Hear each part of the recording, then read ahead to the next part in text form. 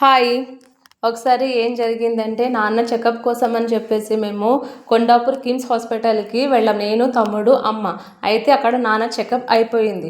అయితే నాకు ఏఏజీ హాస్పిటల్లో చెకప్ చేయించుకునేది ఉండే. అయితే మా తమ్ముడికి అడిగా, కొండాపూర్ నుంచి గచ్చిబౌలి ఏఏజీ హాస్పిటల్ ఎంత దూరం ఉంది చిన్న అంటే 1.5 కిలోమీటర్ ఉంది అక్క అని చెప్పి, వెళ్దాం పదా చిన్న అని చెప్పేసి అంటే మేము కిందికి వచ్చేసాం.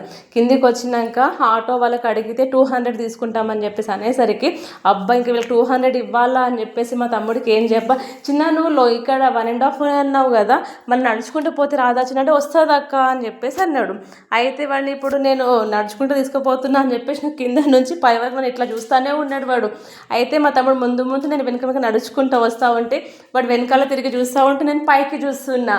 అయితే మా తమ్ముడు అంటే నువ్వు మామూలు దానివి కాదక్క, నేను చూస్తున్నా అని చెప్పేసి నువ్వు పైకి చూస్తావా అని చెప్పేసి వాడు నవ్వుకుంటూ ఏజ్ వరకు వెళ్ళినాం. అక్కడికి వెళ్ళిన తర్వాత చెకప్ అంతా అయిపోయినాక నీకు దండం పెడతా అక్క, నువ్వేమన్నా చేయి, నేనైతే ఇంకా నడవను, నా వల్ల కాదు అని చెప్పేసి ఏ డబ్బులు ఉంటే నేను ఇచ్చుకుంటా కానీ మనం ఆటోకి వెళ్ళిపోదాం పదా అని చెప్పేసి మా తమ్ముడు అన్నాడు. అది మటుకు నాకు ఎవరు చేస్తారు మనకు హెల్ప్, మన అని వాళ్ళకి మనం చేస్తారు హెల్ప్. అది నాకు చాలా మంచిగా అనిపించింది. Thank you.